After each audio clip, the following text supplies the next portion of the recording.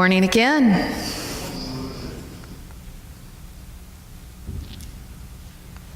There we go. All right. So, do you all know what an oxymoron is? An oxymoron is two words that we use together that really kind of have opposite meanings. So some of them you might think of: jumbo shrimp, diet sugar, open secret, military intelligence, pretty ugly, minor crisis, seriously funny, some difference, same difference, sorry. Or my own typing. Unbiased opinion. Is there any such thing as an unbiased opinion? If it's an opinion, isn't it biased? An original copy.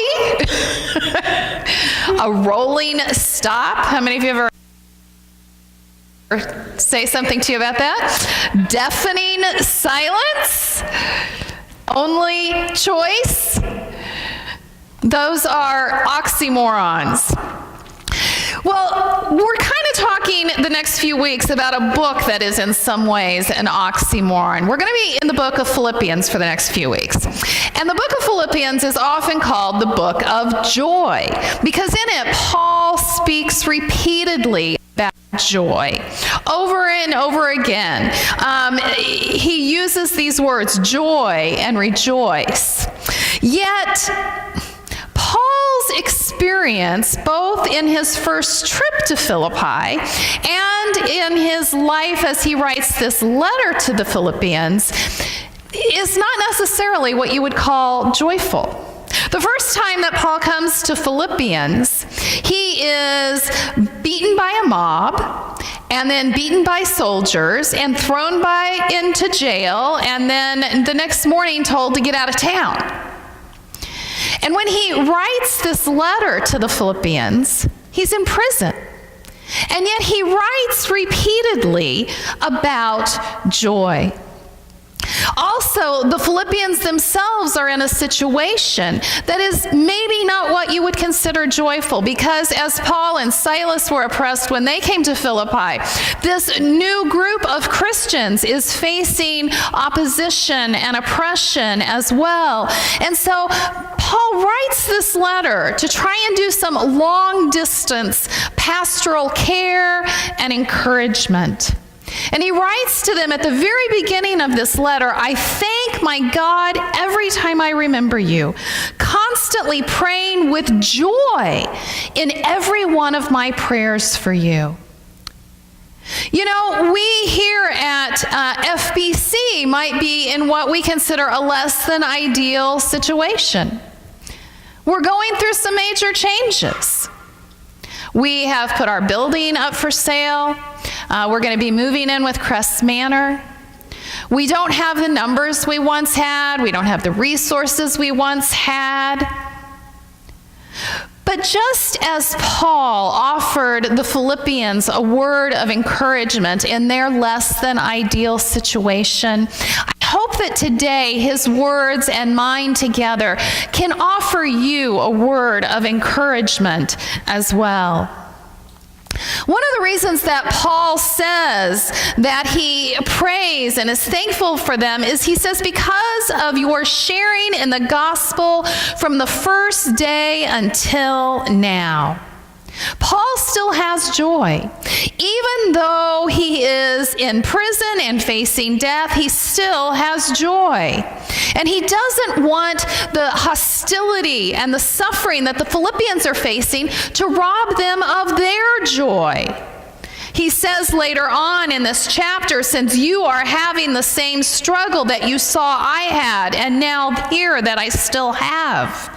They are struggling, and he doesn't want that to rob them of their joy. He wants to express to them his love for them. The very love of Christ, a love that reaches out to us even in our difficult times. And that love is available to us here as well, even though situation may be less than what we wish that it was. Paul is thankful for their partnership in the gospel. And did you notice at the very beginning, he writes to all the saints.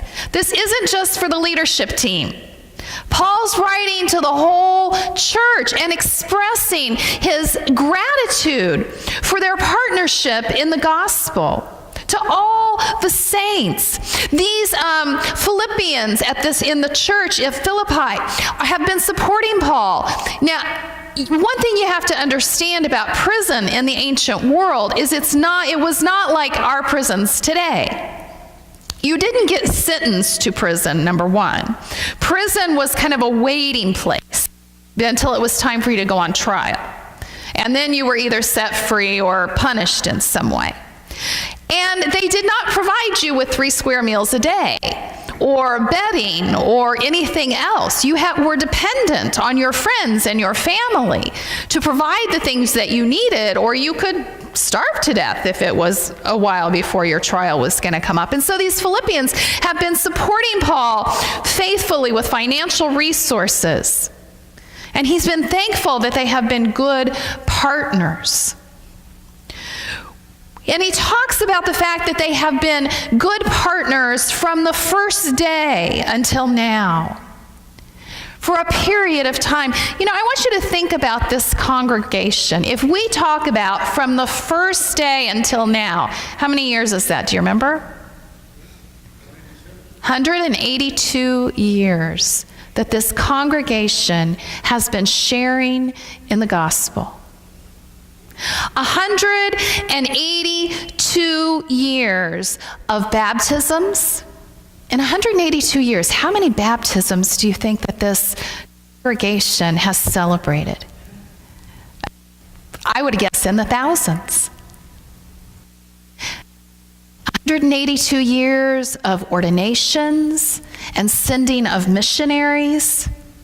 182 years of sending young people to camp where they have an experience of meeting Christ.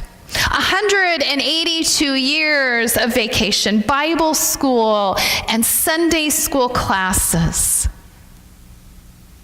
182 years of the sick being taken care of, and the hungry being fed, and strangers being welcomed.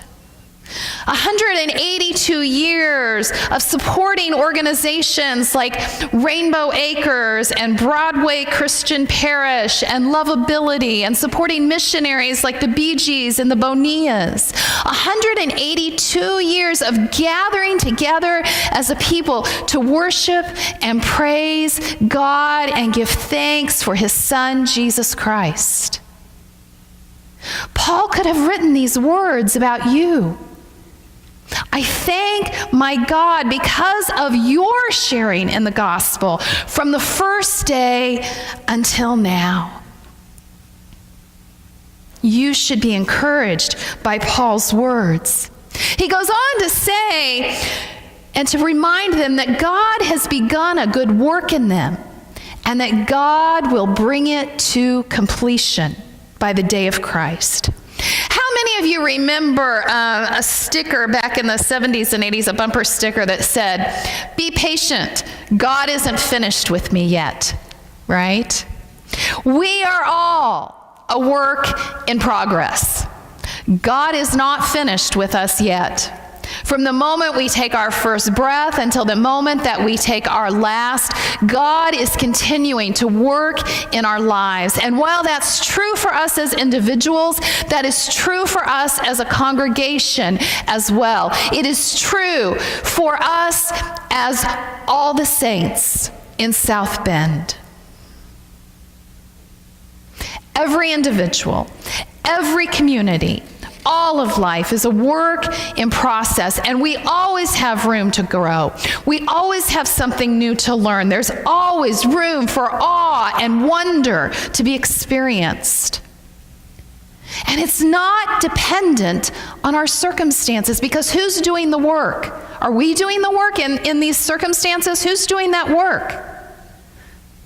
God is doing the work. It's about what God can do through us.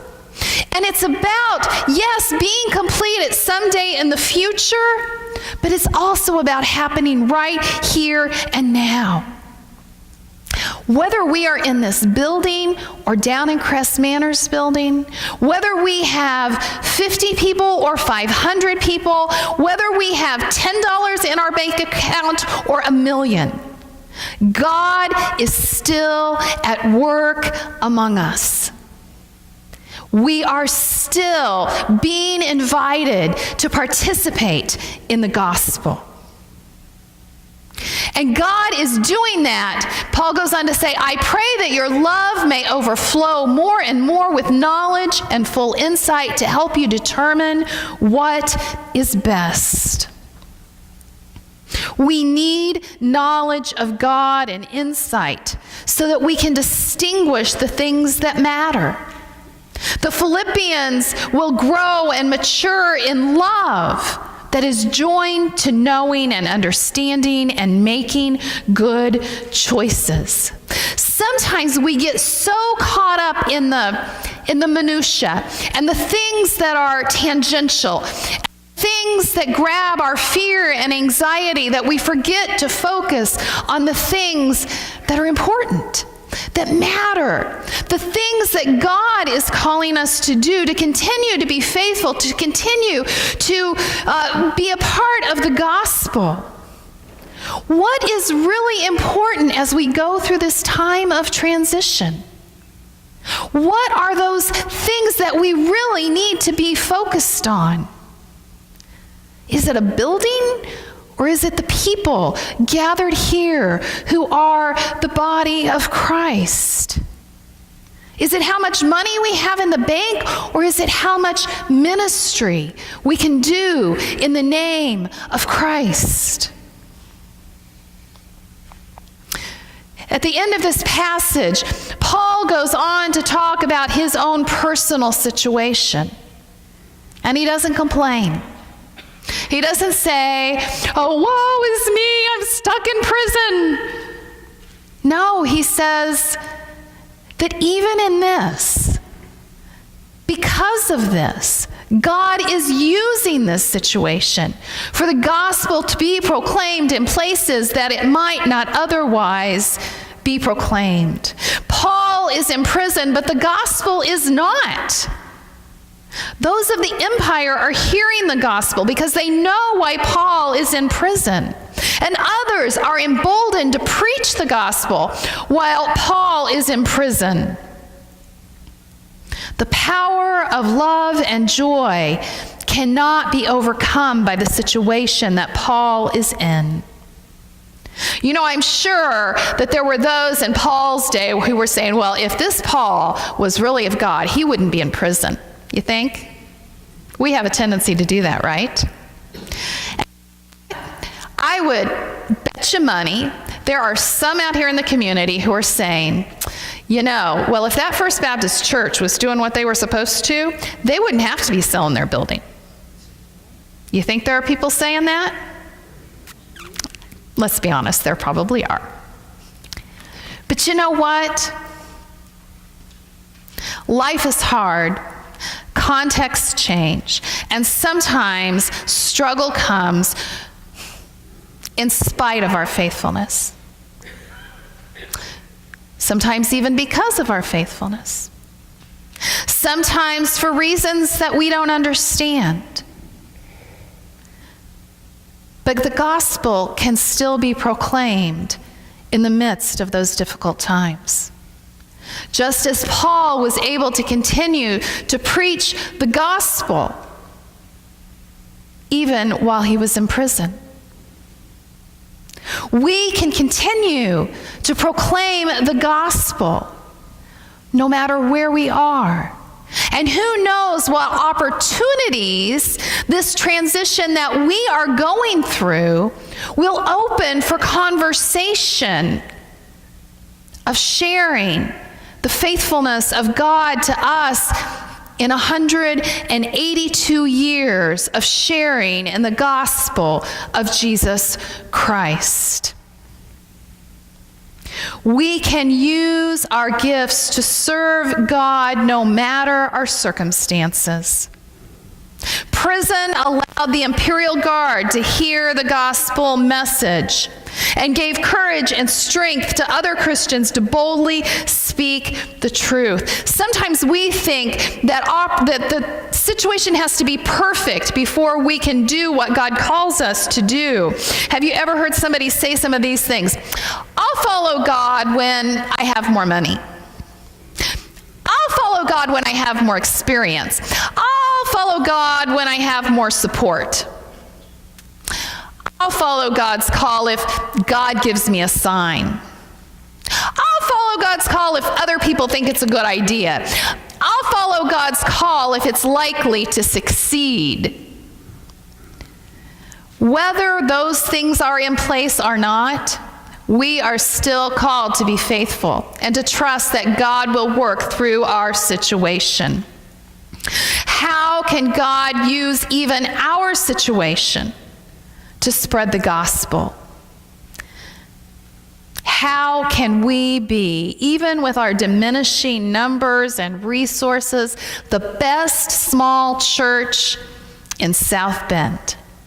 How can we be a group of people, a group of saints, that God speaks his love to those around us? It all, in some ways, comes down to a continuing confidence and joy. Being able, in difficult circumstances, to continue in joy and love, display that we have a continuing confidence in God, because the proclamation of the gospel of Christ brings joy and thanksgiving even in difficult circumstances. The gospel is the gospel no matter what. The gospel was the gospel when Jesus was nailed to a cross and his disciples fled. The gospel was the gospel when the Philippians were oppressed by their townspeople. The gospel was the gospel when Christians were thrown to the lions. The gospel was the gospel. You pick some point in history when things seem dark for the church. But the gospel was still the gospel, and God was still at work in the midst of his church. The gospel is the gospel now, and you, First Baptist Church, are partners in that gospel. This letter is permeated by Paul's confidence in God. Paul is confident that God will complete what God has begun. Paul is confident that his prayers for the Philippians will be answered and that their lives will glorify God. Paul was confident that God's grace was with him even in prison. And Paul was confident that even his imprisonment had helped the progress of the gospel. And First Baptist Church, I am confident that God will complete what God has begun in you. I am confident that our prayers for you and for this body will be answered and that our lives will glorify God. I am confident that God's grace is with us even as we move through this transition. And I am confident that even in the midst of that transition, that God's gospel will go forth. And that's good news. We haven't done this for a while. We were doing it for a while, and then we kind of stopped. And I want to do it again. We were blessing one another. Do you remember that? So you need to find a partner. Find somebody. If you have to get up and move, you have to get up and move. John, you're sitting there by yourself. Find a partner. Joyce is up here. She needs a partner too. Sarah, you're in the back there. Find a partner. Who doesn't have a partner? Bridget over here needs a partner. Looks like, oh. All right. Come on out, Joyce. Come find a partner. There, Sarah's coming forward to you. Everybody have a partner? Yeah? All right. So this is the blessing that you're going to offer to one another. And so one person's going to say it. I'll come down. One person will say it to the other, and then you'll turn and say it to the other. So I thank my God every time I remember you. All right? So.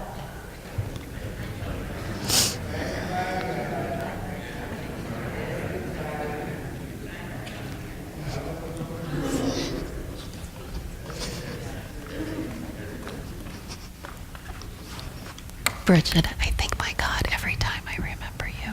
I thank my God every time I remember you. Amen. We're going to sing.